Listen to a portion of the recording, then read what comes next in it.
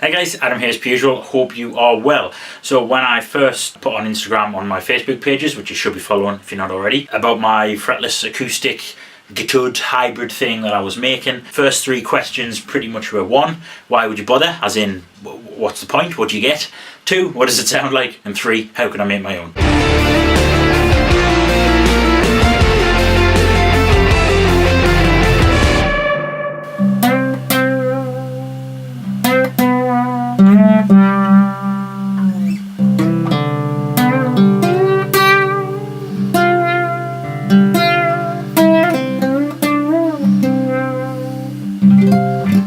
What's the point? The easiest way to explain it, if I grab a pick, there's two things you can consider when looking at a fretless. The first is the tone. So of course there's a massive tonal difference between a regular acoustic or classical guitar and a fretless.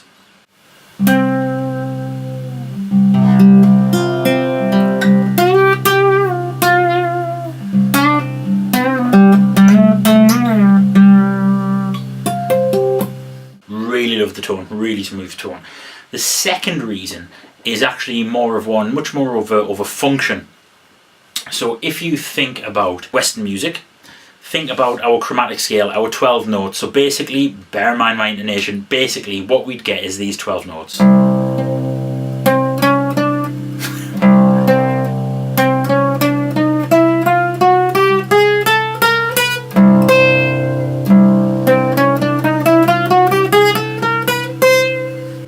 Yeah, roughly, we get those 12 notes. What we can do now with a fretless is create an almost infinite number of notes between those notes. Most commonly, and the reason that I did this is for quarter tones. So we can effectively double the amount of notes we now have at our disposal. So consider the difference between the chromatic scale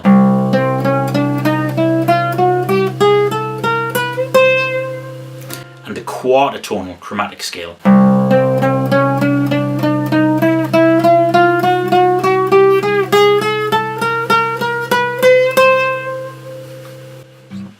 We're effectively doubling the amount of notes that we now have to write music. African, Arabic, East Asian cultures have done this for years and years and years. So long before they discovered the West was a thing, long before we discovered the East was a thing, their music was made up of quarter tones. It's particularly renowned, particularly most common and popularized in the West in kind of Indian music and in Arabic music as well. Those guys who followed my channel for a while may know that one of my all-time favorite musicians is a Tunisian oud player called Dafa Youssef, and that's basically, it was him that inspired me to try and do this and explore these sounds. I did it to an electric some time ago and I was never really happy with the results.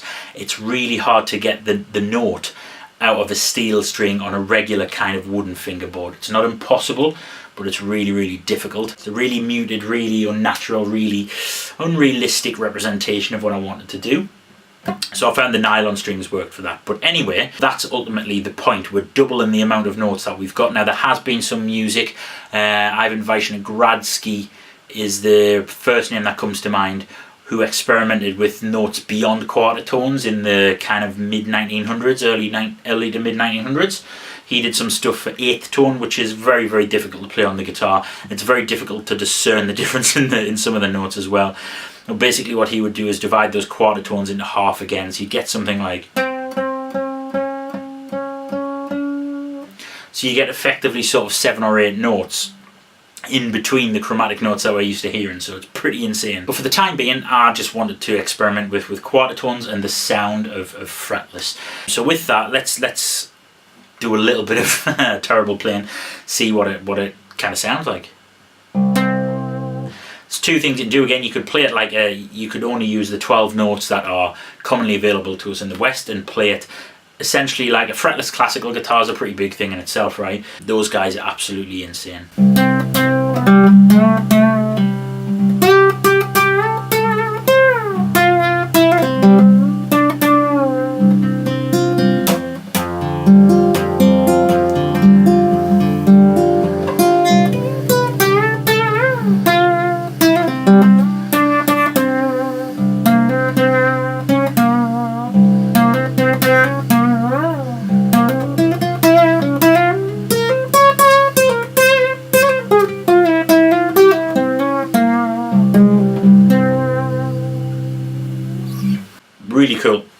So we can do that, or we can start to experiment with some quarter tonal stuff. Let's say I'm particularly interested in kind of Arabic oud playing, which is why I call this the project the Guit'Oud.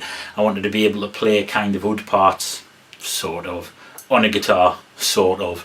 So yeah, the Arabic music, as I'm slowly learning, is built on an entirely different system, an entirely different idea. So rather than having kind of scales or keys, they sort of have like a drone note, and then they'll have things called Maqams, which is basically a I think it literally translates to pattern or choice, something like that. And that literally is kind of common phrases or common ideas that we can interpret as scales. So yeah, so for example, you then go from taking something like what we would call the minor scale or the Aeolian mode.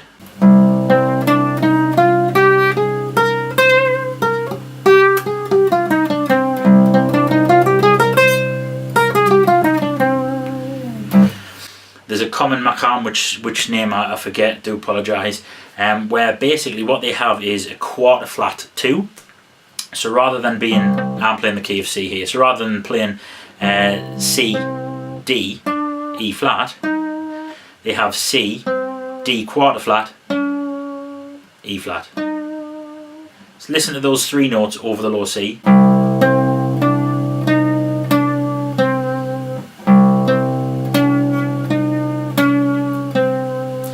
A little bit darker sound, a little bit haunting.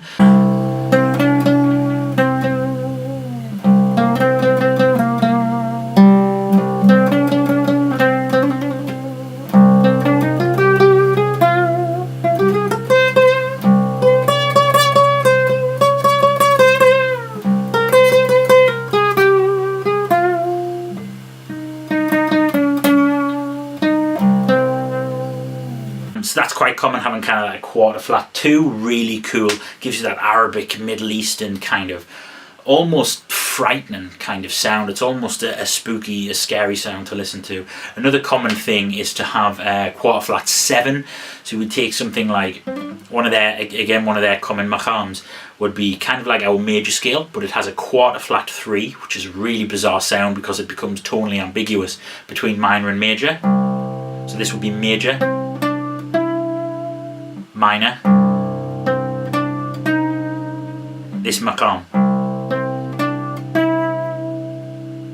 Really weird in-between sound. And on top of that, so that's basically a major scale with a quarter flat 3 and a quarter flat 7. So you have kind of E quarter flat and B quarter flat.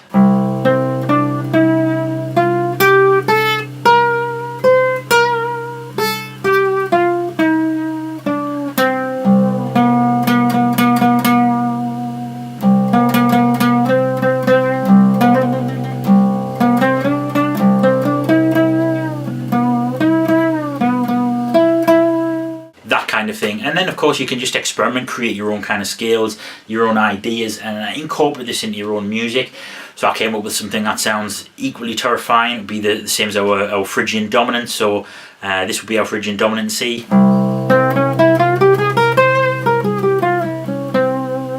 And what I did was flatten the 2 even more, so you get almost so what you get is like D 3 quarter flat. So you'd have C, D 3 quarter flat.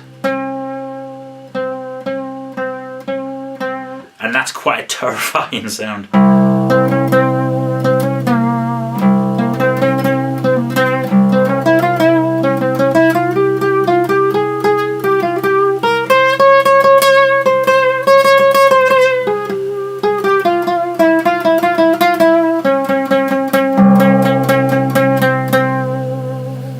And that kind of thing, just so good, man.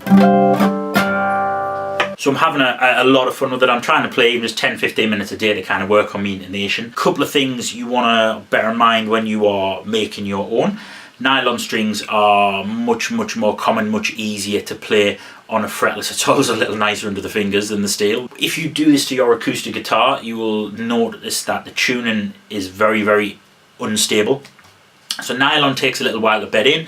On my classical it takes maybe, I don't know, 24, 48 hours or so of just casual playing. On the acoustic, because it's not designed to have these strings on and it's not being kind of set up or massively altered in any way, it's going to take a lot longer. We're talking probably kind of over the next couple of months there'll be little tweaks happening to the guitar to kind of help it settle in tune a little better. Next thing you want to consider is tuning. So I'm still kind of experimenting, but what I've decided on so far is C, so low C. Generally, when you approach this style, or the style that I'm wanting to do, where it's trying to sort of emulate what an Oud's doing at times, generally they'll have one or two kind of drone notes on the bottom, and these can be tuned depending on the key. I found that playing in C, because the acoustic guitar isn't going to resonate as freely under nylon like it would a classical guitar, because it's braced differently, it's constructed differently. I found that C was pretty good on this guitar.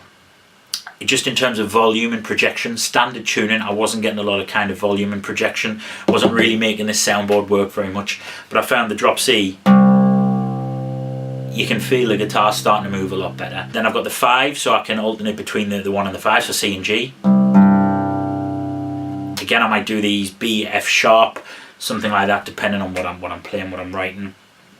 The 3rd string, that's where I haven't really decided. At the moment, I've got it as a D, so I can do that kind of Dorian thing, almost like a 2, 5, 1, something like that. I haven't decided on what I'm going to do with that string just yet. And then the trebles, where I'm doing most of the kind of lead work, most of the melody, I've got those tuned in 4ths. So I've got G, C, and F. Open, it's a really nice sound too.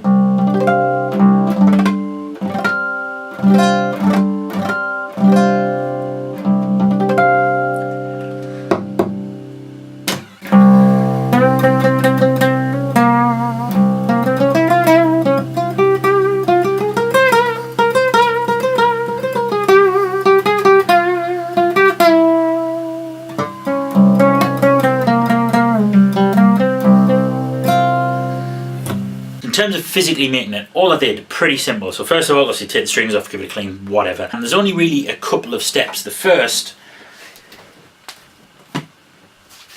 is to take the frets out. So I didn't get any footage of kind of doing this or anything like that, so apologies.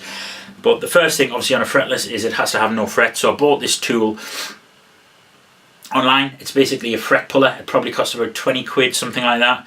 Worth it. I've tried in the past on the electric, just with needle nose pliers. It kind of works, but you know what, there's a tool for it for a reason. Heat up the fret just to melt any glue that may be in there if the frets are glued in. I just used a soldering iron and slightly heated it up until it was kind of warm, just warm enough I guess to make the glue a little loose.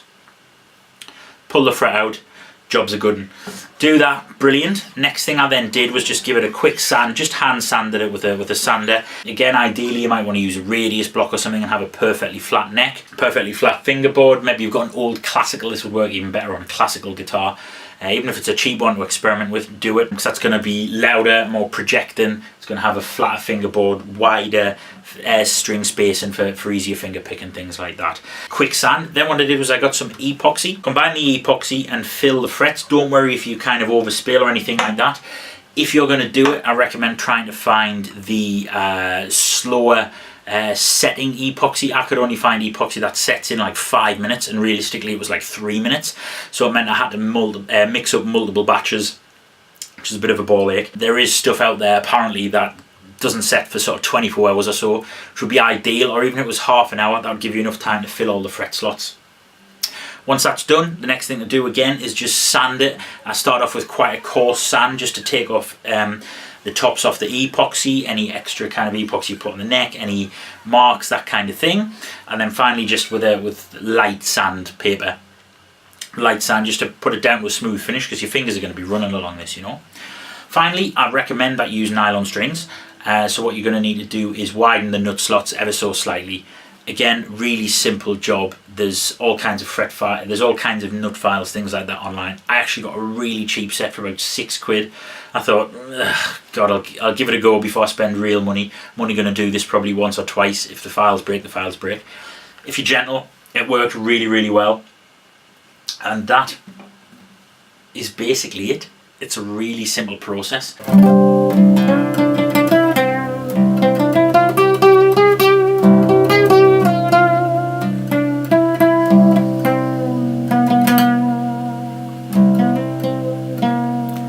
that sound, it's just frightening.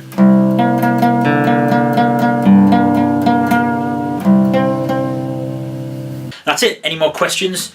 Give me a shout, post in the comments below. Any of you guys play fretless and you guys consider doing this to your own guitar? Yeah, let me know. I'd love to see your videos as well, and recommendations for awesome fretless guitar players would be much appreciated too. If you guys are interested, let me know. I'm happy to do more videos, maybe share my kind of learning journey with this as we go along. Otherwise, until next time guys, see you soon.